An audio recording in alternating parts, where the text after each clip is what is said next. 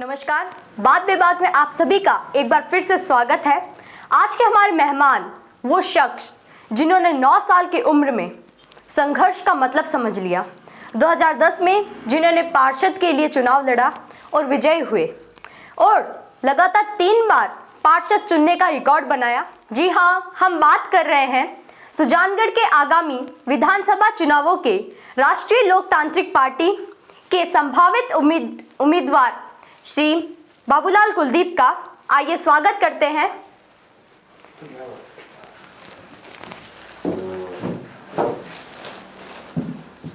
नमस्ते सर, तो क्या आप तैयार हैं जनता के सवालों का सामना करने के लिए? नमस्ते अर्पिता जी, आपको भी नमस्कार। मैं तैयार हूं जनता के सब जवाब देने के लिए। जी, हमारे दर्शक सबसे पहले आपकी एजुकेशन, आपकी पारिवारिक पृष्ठभूमि के बारे में जानना चाहते हैं।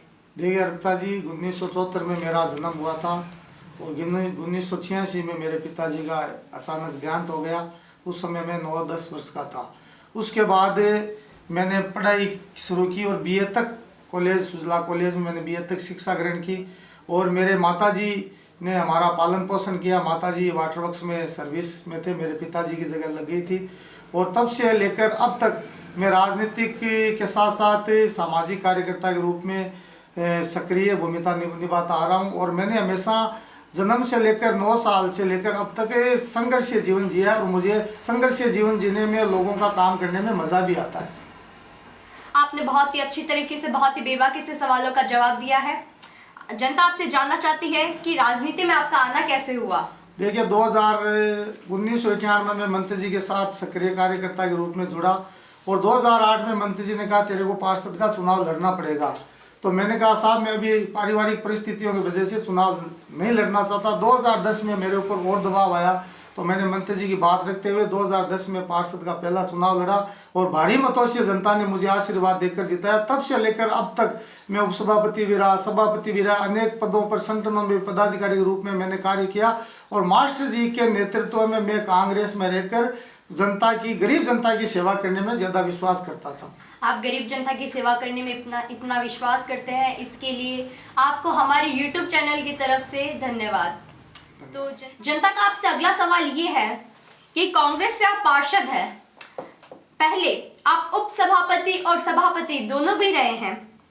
अपनी कांग्रेस की यात्रा को आप किस तरह देखते हैं? देखिए कोई भी राजनेता जिस परिवार में या जिस पार्टी में रहता है उसका वो परिवार होता है और ज़मीन से जुड़ा हुआ कार्यकर्ता होता है, वो कोई न कोई पार्टी के माध्यम से ही जनता की सेवा कर सकता है। तो मैंने कांग्रेस से जुड़कर मास्टर भंवरलाल जी से जुड़ा हुआ था, तो मैंने मास्टर भंवरलाल जी ने मुझे उपसभापति बनाया और उपसभापति बनने के बाद में जब हमारे सिकंदर जी थे वो हज करने के लिए गए तो 3-4 महीने के लिए मुझे सभापति कार्यकाल भी मिला। तो मुझे आज कहते हुए हर्ष है कि मैंने जनता की, गरीब जनता की ईमानदारी और निष्ठा से सेवा की और सभापति उपसभापति रहते पूरे सुजानगढ़ 36 कौम की, चाहे विकास की बात हो, चाहे व्यक्तिगत काम हो, चाहे बिजली पानी की बात हो या अन्य समस्या, मास्टर जी से जुड़ाव था। मास्टर जी के साथ साथ पूरे कार्यकर्ताओं को साथ लेकर के हमने काम किया और सुजानगढ़ की जनता आज देखिए जिस तरह से नगर परिषद की आप देख रहे हो हालात क्या है। तो हमारा कार्यकाल हम मानते हैं कि हम अपने आप में खुद खुश किस्मत है कि हमने कार्यकाल अच्छा काम किया, गरीबों का काम किया, 36 कौम की जनता की सेवा की और जो नगर परिषद परिक्षेत्र में जितने भी काम आते हैं ईमानदारी और निष्ठा से हमने सेवा करने की कोशिश की। जैसा कि आपने पहले बताया कि आप पहले उपसभापति रहे, फिर सभापति भी बने, तो आपकी उपलब्धियां क्या रही? देखिए जब सभापति का चार्ज मेरे पास 3-4 महीने रहा तो हमने सबसे पहले पार्षदों को अहमियत दी।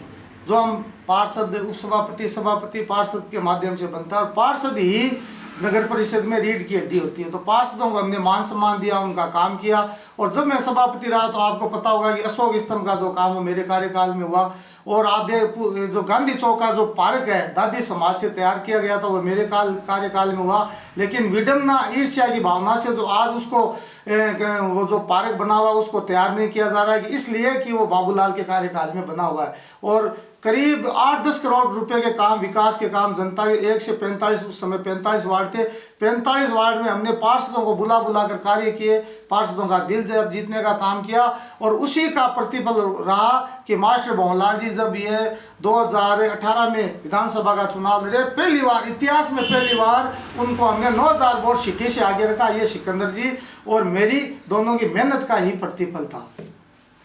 जनता आपसे पूछना चाहती है कि आप कांग्रेस से अब राष्ट्रीय लोकतांत्रिक पार्टी में आ गए, ये सुना है, और शहरों में लगे हुए आपके होर्डिंग बताते हैं, क्या ऐसा सच में है?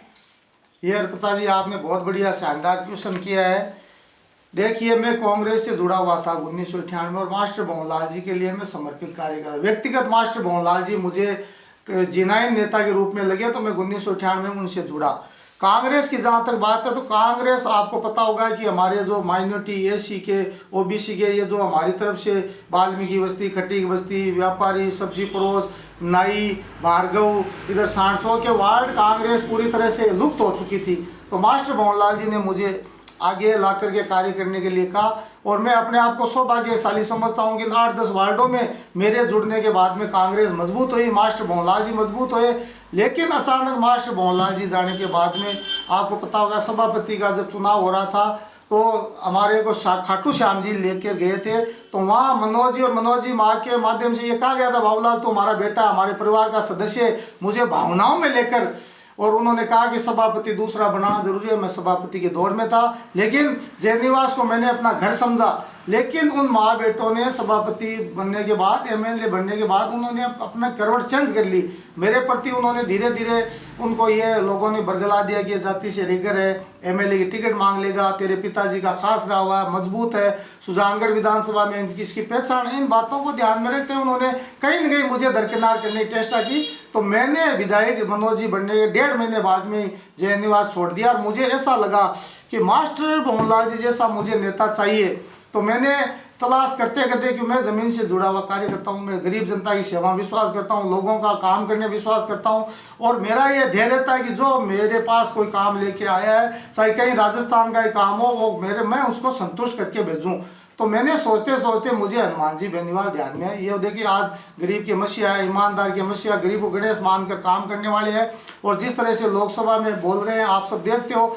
और कोई भी व्यक्ति उनके पास जाता है, वो राष्ट्रीय लोकतांत्रिक के सुप्रीमे होने के बावजूद भी, कोई भी गांव का आदमी, कोई भी राजस्थान का व्यक्ति उनके पास जाता है, तुरंत फोन करते हैं, उनकी बात को सुनते हैं, उनका काम करते हैं, वापस जवाब देते हैं। तो जिस तरह मास्टर भंवरलाल जी दमंग थे, उससे भी ज़्यादा दमंगता के रूप में आज है हनुमान जी बेनीवाल। उनकी गुणवत्ता और गरीब को गणेश मानकर सेवा करने वाले व्यक्ति है। इसलिए मैंने हनुमान जी की गुणवत्ता को देखते हुए राष्ट्रीय लोकतांत्रिक पार्टी का दामन थामा है। आपको क्या लगता है कि जो विधायक जी और जो सभापति जी हैं, वो भी कोई काम कर रहे हैं या फिर ऐसे ही खाली बैठे हैं? देखिए, वो तो आपके चैनल के माध्यम से आप भी देख रहे हो, जनता भी देख रही है। जिस तरह इस 1.5 साल में नगर परिषद और सुजानगढ़ का जिस तरह से बंटाधार किया दोनों ने मिलकर, विधायक का देखिए, विधायक को अनुभव नहीं है, वो सीधा पहली क्लास का जैसे बच्चा होता है उसको बीए में बिठा दिया, वो हो रही है। सुजानगढ़ के साथ ये धोखा हुआ है। और सभापति जिस तरह से बनी थी, हमने बनाया, हम भी अपने आप को ठगा महसूस कर रहे हैं कि जिस तरह की बातें हुई थी, उन्होंने विकास की बातें की थी। आज सभापति प्रतिनिधि जिस तरह लूट मचा रहे हैं नगर परिषद को और इस विधानसभा क्षेत्र को भ्रष्टाचार का अड्डा बना दिया। तो मैं जनता से यही अपील करना चाहूँगा कि आने वाले समय में जनता इनका पूरा ये जो इनका कार्य करने का तरीका है, इनका पूरा निचोड़ निकाले, और सभापति समय रहते हुए सुधर जाए। क्यों, मैं भी पार्षद हूँ, मेरी पत्नी भी पार्षद है, हम 13-14 पार्षद है। इस तरह से अगर सुजानगढ़ की जनता के साथ आप ठगते रहोगे तो हम चुप रहने वाले नहीं है। समय आएगा तब हम आंदोलन करेंगे, समय रहते हुए सुधर जाए। और विधायक की जहाँ तक बात है, देखो यहाँ विधायक नाम की सिर्फ चिड़िया है, विधायक नाम है, विधायक कोई कुछ नहीं करने वाला, प्रशासनिक तंत्र पर कोई पकड़ नहीं है। खुले यहाँ भ्रष्टाचार हो रहा, जिस डिपार्टमेंट में जाते हो पैसे लगते हैं, गरीब जनता तरसत है। विकास की बात पर पैसे ठगे जा रहे हैं, विकास हो नहीं रहे, सड़कें की कोई गुणवत्ता नहीं है, कोई काम में पट्टे में पैसे लग रहे हैं, लोग पार्षद पट्टे में पैसे दे देकर पट्टा बना रहे। इससे ज़्यादा हमारे लिए सुजानगढ़ विधानसभा क्षेत्र के लिए और सुजानगढ़ क्षेत्र के लिए हमारे लिए इससे बड़ी शर्म की बात हो नहीं सकती। मान लीजिए अगर आप सभापति बन गए तो आपके पास शहर के लिए, शहर के विकास के लिए क्या है? देखिए, सभापति बनता तो मैं पिछले कार्यकाल में बन जाता, लेकिन जनता है, आशीर्वाद मिल भी जाए जिस लाइन में, तो हमेशा यही आशा करते हैं कि हम भी बने। जिस दिन हमें मौका मिल गया सभापति के रूप में या अन्य रूप में, तो हम जनता की सेवा करेंगे, न कि भ्रष्टाचार। ये भ्रष्टाचार को खत्म करेंगे, गुणवत्ता के साथ काम करने की कोशिश करेंगे। आम जनता जिस तरह पार्षद को जिताकर भेजती है, उससे ज़्यादा हैसियत से हम काम करने की कोशिश करेंगे। और जिस तरह भ्रष्टाचार का बोलबाला, इस सबसे पहले मूल जड़ से भ्रष्टाचार खत्म करना जरूरी है। धन्यवाद। तो श्री बाबूलाल जी कुलदीप के साथ सवालों का सिलसिला यूं ही चलता रहेगा। तो मिलते हैं एक छोटे से ब्रेक के बाद।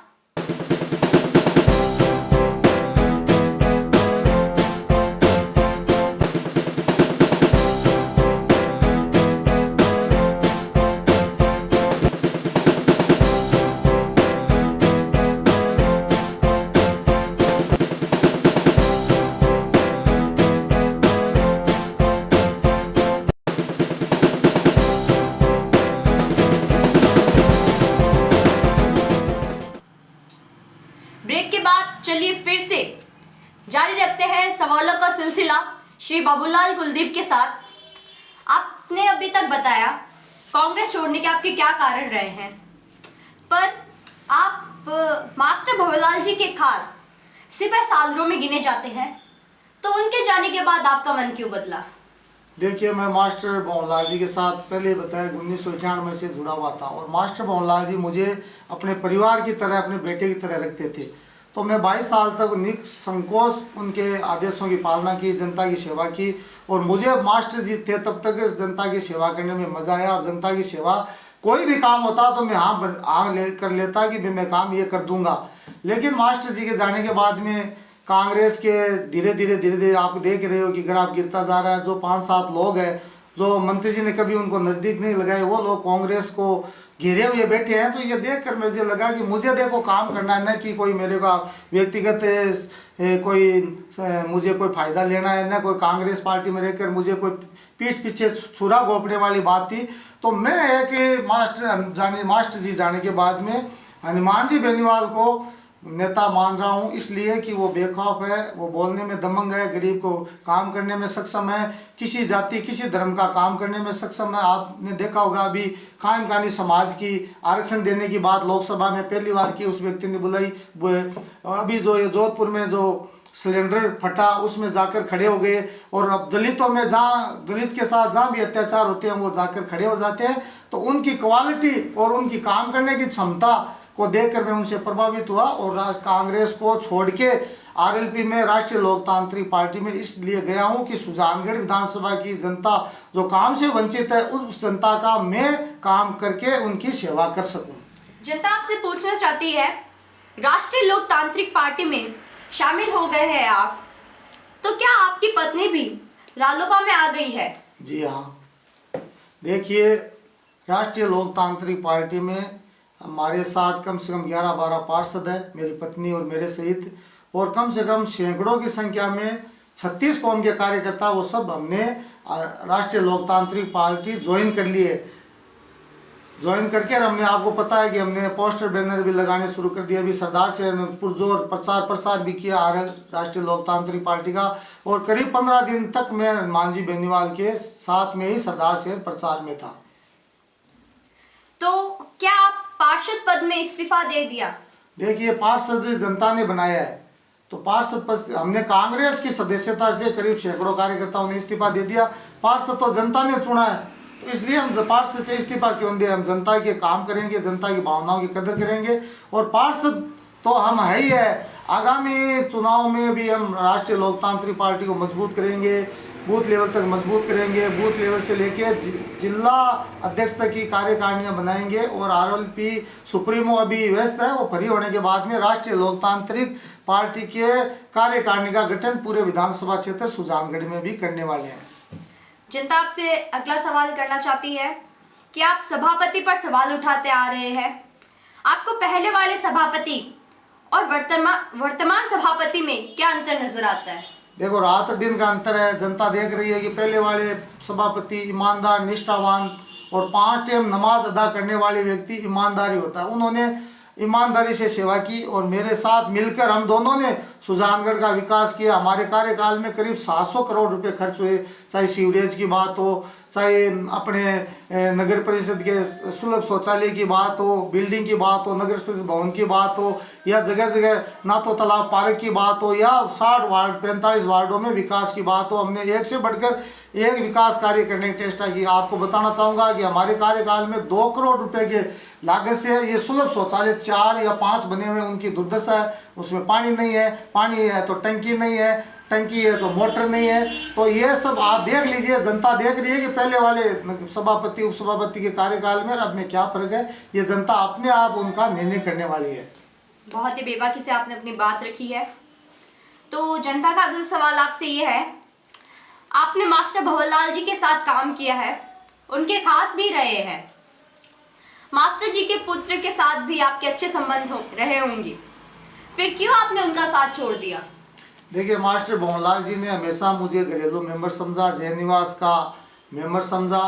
और जब तक मास्टर जी थे तो वो मनोज जी से वो घरेलू मेंबर की तरह ही थे। उनके माता जी से मैं, उनकी माता जी मनोज जी मेरे को बेटे की तरह मानती थी। पर एक राजनीतिक एक ऐसा इश्यू है जहाँ राजनीतिक आ जाती है।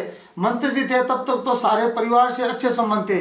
मंत्री जी और बनारसी जाने के बाद के अंदर उनको ये आ गया कि बाबूलाल बाई कास्ट या शेड्यूल कास्ट एससी है, रेगर है, ये मेरे बेटे की जगह नहीं ले ले, इसलिए इनको कैसे। तो मैं मान सम्मान से जीने वाला व्यक्ति हूँ, मुझे सम्मान की आवश्यकता थी। वो सम्मान कहीं न कहीं मेरे साथ, मुझे ऐसा महसूस हो रहा कि मंत्री जी के समय जयनिवास का जो लगाव था वो धीरे धीरे कम होता जा रहा है। इसलिए मैंने जनता की सेवा करने के लिए, जनता का आशीर्वाद लेने के लिए और 36 कौम का काम करने के लिए मैंने उससे अपना नाता तोड़ लिया और मैंने राष्ट्रीय लोकतांत्रिक पार्टी ज्वाइन कर ली। जनता आपसे पूछेगी कि आप अनेक बार दावा करते हैं और अभी भी आपने कहा कि आपके साथ कुछ पार्षद है, तो क्या आप पार्षद दल में भी विभाजन करवाएंगे? देखिए, ये अभी जो खेल चल रहा है लुका छिपी का खेल, ये किसी से छुपा हुआ नहीं है। और मैं ये दावा कर सकता हूँ कि अभी नगर परिषद में 60 पार्षद है और 60 पार्षदों में मैं सबसे सीनियर पार्षद हूँ। मेरे से सीनियर कोई भी नहीं है आज की डेट में। तो मैंने ये गहराई तक इनका देखा है कि सभापति और उसका प्रतिनिधि इद्रिस जी गोरी 2 इस पद से राजी हो सकते हैं, बाकी 58 पार्षद नाराज है। वो इसलिए नाराज है, काम नहीं होता है, उनकी सुनाई नहीं होती है, उनको मान सम्मान नहीं मिल रहा है। जब पार्षदों से बात होती है, आपने कहा हमारे साथ 11-12 पार्षद अभी वर्तमान में जो पार्षद वो हमारे साथ राष्ट्रीय लोकतांत्रिक पार्टी में शामिल हुए वो है। और बीजेपी के पार्षद भी नाराज है, कांग्रेस जो उनके साथ पार्षद है वो भी नाराज है। और अंदर ही अंदर मेरे सारे पार्षद 5-7 को छोड़कर मेरे साथ है, वो सब समय का इंतजार कर रहे हैं। अगर ये सही नहीं चलेंगे और 60 के 60 पार्षदों में से अगर 45 पार्षद होंगे, ये बैठ गया कि ये सही नहीं है, हमारे साथ अन्याय हो रहा है, पार्षदों को ठगा जा रहा है, तो जो 45 पार्षद निर्णय करेंगे उनके साथ हम रहेंगे। अगर सही चलते हैं, जनता की सेवा करते हैं तो हमें कोई दिक्कत नहीं है। अगर सही नहीं चलेंगे तो आने वाले 8 फरवरी के बाद में 45 पार्षद जो निर्णय करेंगे उस निर्णय के साथ हम जाएंगे। और इनको एक बार सबक सिखाना भी जरूरी है कि ये अपने आप को पार्षदों से बने, पार्षद ही सभापति को बनाता है। सभापति को ये सोचना होगा कि जो मेरे पार्षदों की टीम है उसका काम करूं, अगर काम नहीं करेंगी तो वो अपने दंड अपने आप भुगतेगी।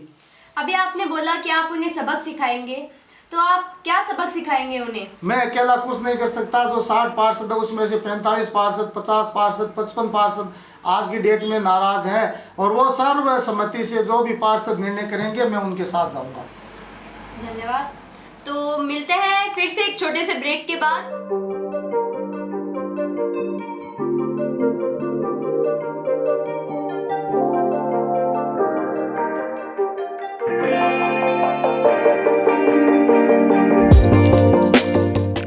ब्रेक के बाद फिर से सवालों का सिलसिला यूं ही जारी रखते हैं श्री बाबूलाल कुलदीप के साथ। अभी तक हमने आपसे जितने भी सवाल किए वो एकदम नॉर्मल थे, नॉर्मल वे में थे। तो अब आपसे एक तीखा सवाल है कि क्या आप भाजपा के साथ मिलकर नगर परिषद से सभापति को हटाने की कोशिश करेंगे या पार्टी से पुरानी दोस्ती निभाते रहेंगे? देखिए, हम राष्ट्रीय लोकतांत्रिक पार्टी के कार्यकर्ता के रूप में आज की डेट में काम कर रहे हैं और जो हम 11-12 पार्षद हैं वो राष्ट्रीय लोकतांत्रिक पार्टी में हमारा विलय हो चुका है। जहाँ तक कि भाजपा के साथ मिलकर काम करने हमने मेरी वहाँ जहाँ तक व्यक्तिगत राजनीति का मैं साफ सुथरी राजनीति करता हूँ, डबल गेम कहीं भी नहीं खेलता हूँ। भारतीय जनता पार्टी के साथ मिलकर अगर हमारे को सभापति बनना होता तो सभापति भारतीय जनता पार्टी के साथ मिलकर मैं भी बन सकता था, मेरे सामने ऑप्शन भी आए, लेकिन हमने पार्टी के साथ अपना निर्णय रखा, पार्टी को जिंदा रखने के लिए हमने किया। लेकिन वो समय समय की बात है, वो कोई बात करने में फायदा नहीं है। जहाँ तक भारतीय जनता पार्टी का सवाल है, मैंने अभी पिछले क्वेश्चन में आपका जवाब दिया है कि हम 45-50 पार्षद मिलकर अगर सभापति नहीं सही चलती है, अगर सुजानगढ़ विधायक है उनका रवैया सही नहीं रहता है पार्षदों के प्रति, कार्यकर्ताओं के प्रति, सुजानगढ़ी जनता के प्रति, तो हम चाहे भाजपा और चाहे कांग्रेस हो या अन्य, हम तीनों मिलकर उसमें भारतीय जनता पार्टी के भी पार्षद आएंगे, हमारे भी आएंगे, कांग्रेस के भी है, तीनों दल मिलकर अगर सही नहीं चलती है तो वो निर्णय लेने में तीनों सक्षम है। और उसमें भारतीय जनता पार्टी का नाम नहीं है, हम तरसते हैं पार्षद, इसलिए मिलकर हमको ये काम करना पड़ेगा। जनता का अगला सवाल आपसे ये है, आप अपने आप को विधायक की नजर से देखें तो क्या मुद्दे हैं जिनको आप प्राथमिकता से हल करना चाहेंगे? देखिए अर्पिता जी, पहली बात तो यह है कि मैं अपने आप को कोई विधायक की नज़र से नहीं देखता। मैं एक साधारण ज़मीन से जुड़ा हुआ कार्यकर्ता हूँ और सुजानगढ़ विधानसभा क्षेत्र की पिछले 22 साल से सुजानगढ़ शहर की ज़्यादा और देहात की जो भी मेरे पास आते थे मैं उनका काम करता था। और जहाँ तक के विधायक की बात है तो राष्ट्रीय लोकतांत्रिक पार्टी के सुप्रीमो हनुमान जी बेनीवाल साहब है, हमारी कोर कमेटी है, हमारे सीनियर नेता है, तो वो तय करेंगे कि कौन विधानसभा का चुनाव लड़ेगा, किसको टिकट मिलेगी, वो बात की बातें हैं। लेकिन मैं ये अपने आप को साबित कर सकता हूँ कि मैं 36 कौम का नेता हूँ, गरीब को गणेश मानकर सेवा करने वाला हूँ और पिछले 22 साल से मैंने हर तबके के साथ मिलकर सेवा करने की चेष्टा की। अभी वर्तमान में मैं और मेरी पत्नी दोनों पार्षद हैं, हम नगर परिषद क्षेत्र में हर कार्य करने में सक्षम हैं, चाहे विकास की बात हो, चाहे धरना प्रदर्शन की बात हो। अभी वर्तमान में आप देख रहे हो कि पानी की क्या हालात है, सुजानगढ़ में 10-10 दिन तक वार्डों में पानी नहीं आ रहा, लोग त्राई कर रहे हैं पानी के लिए। बिजली समय पर आती है लेकिन बिजली के जो व्यवस्था होनी चाहिए, जगह जगह ट्रांसफार्मर नहीं है, खुले पड़े हैं, जो केबल है वो खुली पड़ी है, उसको सही करने की बात करते हैं। और जहाँ तक सड़क की बात है, अपनी योजना के द्वारा जो सड़कें बनी हुई है वो जर्जर हो चुकी है, सड़कें बना नहीं रहे, पाइपलाइन जगह जगह डाल देते हैं, खड्डे कर देते हैं, खड्डे को वापस वो शीशी सड़क से मरम्मत नहीं करते हैं। तो अपनी योजना का जो ये खुलेआम भ्रष्टाचार चल रहा है उसका हम विरोध करेंगे और 5-10 दिन में एक बहुत बड़ा आंदोलन करेंगे। जब या तो पानी में सुजानगढ़ विधानसभा क्षेत्र में गाँवों की भी शिकायत आ रही है, विधासर शहर की भी शिकायत आ रही है, सुजानगढ़ शहर में तो बहुत ही ज़्यादा शिकायत है। तो ये सब बातें हम कार्यकर्ता बनकर करेंगे, ज़मीन से जुड़ा हुआ कार्यकर्ता हूँ और मैं अपने आप को कोई विधायक के रूप में नहीं देख रहा हूँ। ये जनता जनार्दन ही सब कुछ है, यही विधायक बनाती है, यही विधायक को हटाती है। और जब मैं 22 साल से सीनियर कार्यकर्ता के रूप में पार्टी में काम किया है, अभी वर्तमान में बेनीवाल जी के साथ काम कर रहा हूँ, तो मैं अपने आप में यह भी रखता हूँ कि मुझे भी मौका मिले तो ये जनता तय करेगी किसको मौका मिलने वाले। जनता जनार्दन ही पार्टी सुप्रीमो को बताएगी कि इस आदमी फला आदमी को आप टिकट देकर भेजो ताकि हम उसको वोट दें। ये आरएलपी का, हनुमान जी बेनीवाल का और ये जनता का निर्णय, आपने मुझे इस लायक जनता के सामने समझा, मैं आपको बहुत बहुत धन्यवाद देता हूँ कि आपने ये शानदार क्वेश्चन किया है। लेकिन मैं जमीन से जुड़ा हुआ कार्यकर्ता के रूप में कार्य करता रहूँगा।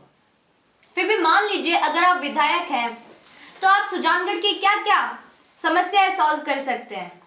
देखिए अर्पिता जी, जो पिछले कई सालों से सुजानगढ़ को जिला बनाने की मांग जनता के द्वारा पिछले कई सालों से चल रही है, अगर हमारे को आशीर्वाद मिलता है, जनता जनार्दन सुप्रीमो हमारे ऊपर आशीर्वाद देते हैं, तो हम सबसे पहले विधानसभा में सुजानगढ़ को जिला बनाने की पुरजोर वकालत करेंगे। उसके जिला बनाने के बाद में आपको पता है जिला बनते ही सारे प्रशासनिक तंत्र, पूरे जिले की सुविधाएं सुजानगढ़ को मिलेगी। और जिला बनते ही जो राजस्थान में जो बजट है वो अलग से बजट, चूरू को छोड़कर सुजानगढ़ अगर जिला बनता है तो जिले में अलग से बजट की सुविधाएं होंगी, अलग अलग प्रकार के प्रशासनिक अधिकारी बैठेंगे। और ये सुजानगढ़ विधानसभा क्षेत्र में जो सड़कों की कमी है, पानी की समस्या है, बिजली की समस्या है, शिक्षा की दृष्टि से सुजानगढ़ विधानसभा क्षेत्र भी पीछे है। तो हम जिस तरह बनने के बाद अगर जनता आशीर्वाद देती है तो महाविद्यालय, गर्ल्स महाविद्यालय, पीजी कॉलेज है वो और ज़्यादा खुले, इंग्लिश की मीडियम की स्कूलें खुले, पानी की समस्या का हल करेंगे और सड़कों का जाल पूरे विधानसभा क्षेत्र में बिछाने की चेष्टा करेंगे। और जो हमारे गांव जो नहर से वंचित है, पीने के पानी के लिए उनकी भी व्यवस्था करने की चेष्टा करेंगे। हम चाहते हैं कि आप भविष्य में विधायक बने और हमारे सुजानगढ़ को जिला बनाने की कोशिश करें और आपकी कोशिश काश सफल हो जाए। देखिए अर्पिता जी, इस बात के क्वेश्चन के लिए आपको बहुत बहुत धन्यवाद देता हूँ। और सुजानगढ़ विधानसभा क्षेत्र की अगर जनता आशीर्वाद देती है तो विधायक बनना कोई बड़ी बात नहीं है। जनता जनार्दन किसी को बना सकती है, किसी को भी मिटा सकती है। हमारे को अगर मौका मिलता है तो जिला बनाने में अहम रोल अदा करेंगे, पानी की समस्याओं के बारे में बात करेंगे। और सुजानगढ़ विधानसभा क्षेत्र जो जिला में तब्दील हो जाता है तो जो भी जिला लेवल की समस्या है वो पुरजोर हम उठाते रहेंगे। और विधानसभा के साथ साथ जनता को साथ लेकर, बुद्धिजीवियों को साथ लेकर, संगठनों को साथ लेकर समय समय पर हम सुजानगढ़ के विकास के लिए बात करते रहेंगे। जनता का अगला सवाल आपसे ये है, राष्ट्रीय लोकतांत्रिक पार्टी के राष्ट्रीय अध्यक्ष श्री हनुमान बेनीवाल ने पहले भाजपा के साथ गठबंधन किया, फिर गठबंधन तोड़ दिया, तो जनता कैसे विश्वास करे कि आप जनता को मझधर में नहीं छोड़ेंगे? देखिए, जहाँ तक हनुमान जी बेनीवाल साहब का सवाल है तो उन्होंने हमेशा गरीब और 36 कौम की सेवा करने का बीड़ा उठाया है। और आपने बताया कि बीजेपी से उन्होंने गठबंधन तोड़ लिया। अभी 2018 में जब लोकसभा के चुनाव हुए और उन्होंने गठबंधन बीजेपी के साथ किया, तो आपको पता है कि जो किसान आंदोलन, क्रांतिकारी जो किसान आंदोलन पूरे देश में सबसे बड़ा किसान आंदोलन था। और अगर किसी व्यक्ति ने किसान के लिए और गरीब के लिए बात की तो हनुमान जी बेनीवाल ने की। उन्होंने लोकसभा में ये क्वेश्चन भी उठाया और एक पहला सांसद है हिंदुस्तान का, जो नागौर का सांसद हनुमान बेनीवाल, उन्होंने अपनी पार्टी से गठबंधन तोड़ लिया जनता के लिए, किसान के लिए। आपको पता होगा कि अग्निपथ की बात आई तो सबसे पहले 2 लाख लोगों के साथ हुंकार रैली करके जोधपुर में भारतीय जनता पार्टी से नाता तोड़ के विरोध किया। आप जब भारतीय जनता पार्टी और हनुमान जी की बात करें तो 2003 से लेकर 13-14 तक वो कैबिनेट मंत्री रह सकते थे, वो भाजपा के साथ मंत्री बनकर रह सकते हैं। उन्होंने जनता की, हमेशा गरीब जनता की खैर खबर की, जनता के साथ होने वाले अन्याय का विरोध किया। उन्होंने समय समय पर भारतीय जनता पार्टी का विरोध किया और उन्हीं का प्रतिफल है कि वो हमेशा भारतीय जनता पार्टी के कैबिनेट मंत्री से वंचित रहे। और आज भी भारतीय जनता पार्टी का विरोध इसलिए कर रहे हैं, चाहे अग्निपथ की बात हो, चाहे अपने ये किसानों की बात हो या पानी की बात हो, बिजली की बात, राजस्थान में बिजली की बात करते हैं। बिजली में जिस तरह से दिनों दिन रेट बढ़ाई जा रही है उसका विरोध करते हैं, कांग्रेस का विरोध भी करते हैं, भारतीय जनता पार्टी का विरोध करते हैं। तो वो अपने आप में बेताब छवि के किसान नेता के रूप में 36 कौम के नेता है और हमेशा गरीब की सोचते हैं। वो जनता के बीच में रहना चाहते हैं। वो कहते हैं कि मुझे पद की आवश्यकता नहीं है, मेरा पद ही जनता, ही 36 कौम की जनता जनार्दन ही मेरा पद है। आपने बहुत ही अच्छी तरीके से, बहुत ही ईमानदारी से जवाब दिया है। तो जनता का अगला सवाल आपसे ये है कि शहर की समस्याओं के लिए आपने या आपकी पार्टी रालोपा ने कभी कोई प्रदर्शन नहीं किया, तो जनता आपको नेतृत्व कैसे दे दे? देखिए, जहाँ तक राष्ट्रीय लोकतांत्रिक पार्टी की बात है तो हम तो 3-4 महीने से जुड़े हैं। और जहाँ तक विरोध करने का बात है, आप देखते हो हमेशा विरोध करते हैं। हम तो पहले कांग्रेस में थे पार्षद के रूप में तो भी विरोध किया, अभी विरोध करेंगे। अभी हमारी संसद, हमारे बेनीवाल जी साहब की संसद, वो लोकसभा खत्म होने के बाद में उनसे इजाज़त लेकर हम पूरे ज़िले में पानी, बिजली की या जो भी ज़िले में समस्या है उनके साथ बैठ कर हम एक एजेंडा बनाएंगे। एजेंडे के साथ मिलकर सुजानगढ़ में भी विरोध प्रदर्शन करेंगे, चूरू में भी करेंगे। और हनुमान जी बेनीवाल आने वाले 2023 से चुनाव से पहले पूरे राजस्थान में हम बड़ा आंदोलन करेंगे। अगर प्रशासन की गलती है तो प्रशासन के खिलाफ, पानी वालों के खिलाफ करेंगे। अगर राजनेता, भारतीय जनता पार्टी और कांग्रेस के नेता अगर कुछ कर रहे हैं तो उनके खिलाफ भी हम प्रदर्शन करेंगे। प्रदर्शन से हमें डरने वाले नहीं हैं। हम आने वाले समय में राष्ट्रीय लोकतांत्रिक पार्टी के नेतृत्व में सब जगह धरना प्रदर्शन करेंगे। अभी तक जितने भी सवालों के जवाब दिए हैं इन्होंने बहुत ही अच्छी तरीके से दिए हैं। तो ये जो सवाल है, मेरे हिसाब से ये हर एक सुजानगढ़ में जो व्यक्ति है उसके हर एक व्यक्ति के मन में ये सवाल है। तो ये सवाल मैं बाबूलाल जी कुलदीप के साथ करना चाहूंगी। आने वाले विधानसभा चुनाव में आप जातिवाद की राजनीति करेंगे या शहर के विकास के लिए चुनाव लड़ेंगे? देखिए अर्पिता जी, जहाँ तक जातिवाद की बात है तो मेरी जाति 36 कौम ही मेरी जाति है और मैं अपने आप को कभी जाति के बंधन में बांधना ही नहीं चाहता। और जहाँ तक जाति की राजनीति करने की आपने बात कही तो आपको पता होगा कि मैं एसी से बिलोंग करता हूँ, बाई कास्ट लीडर हूँ। और आपको पता है कि वार्ड नंबर 36 जो जनरल वार्ड था, मेरे सामने भाई मदन जी भारी थे। तो उस वार्ड में, जनरल वार्ड में, जब मेरे को 36 कौम की जनता ने आशीर्वाद दिया है तो जातिवाद कहाँ रह गई? जातिवाद की मोहर, जब मैं 36 कौम का नेता हूँ, 36 कौम को जाति मानता हूँ, उसकी मोहर तो वार्ड नंबर 36 की जनता ने मेरे ऊपर लगा दी। मैं जनरल वार्ड से जीत के आया हूँ और उस वार्ड में पता होगा कि हमारे जाति के करीब 50-60 वोट थे, बाकी ब्राह्मण, बढ़िया, जाट, कुमार, खाती, यानी 36 कौम के वोट थे और उन्होंने मुझे आशीर्वाद दिया है। तो मैं कोई जातिवादी राजनीति नहीं करता, जातिवादी राजनीति में विश्वास नहीं करते, न हमारे सुप्रीमो हनुमान जी बेनीवाल जातिवाद की राजनीति करते हैं। ये भारतीय जनता पार्टी, कांग्रेस के कुछ ही जो नेता होते हैं वो गुमराह करने की चेष्टा करते हैं, ऐसा नहीं है। और हम जनता को विश्वास दिलाते हैं कि जिस अभी हम दोनों पार्षद हैं, हम 36 कौम की सेवा करते हैं। आगे हमारी पार्टी को अगर मौका मिलता है तो 36 कौम को गणेश मानकर, 36 कौम को हमारी जाति मानकर और सर्वधर्म की सेवा करने की कोशिश करेंगे। हम जातिवाद में कतई विश्वास नहीं करते। धन्यवाद। हमारे युवा नेता श्री बाबूलाल जी कुलदीप ने जनता के सवालों के जवाब बहुत ही बेबाकी से दिए, बहुत ही ईमानदारी से दिए।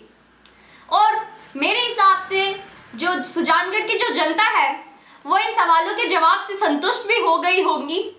तो एक बार फिर से मुलाकात होगी आप सभी से अगले एपिसोड में। तब तक के लिए धन्यवाद। जय श्री राम।